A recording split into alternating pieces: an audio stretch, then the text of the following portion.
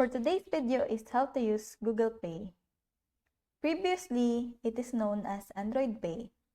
Google Pay or GPay lets you make purchases at physical stores using nothing but your smartphone.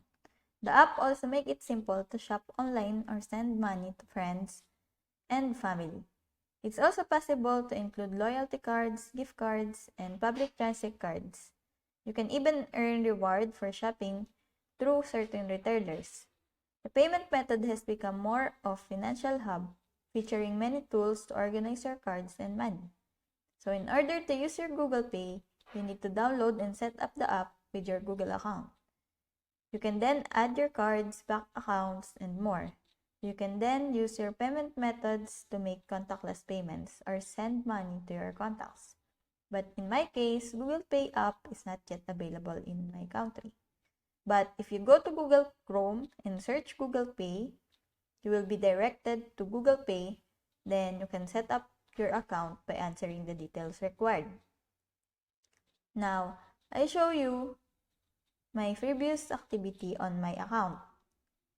So if you press the details, it will show you all the details of your transaction.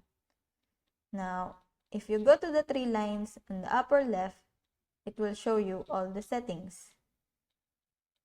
If you go to Play Store and find an app that is with payments, you will press the money and it will go directly to use Google Pay.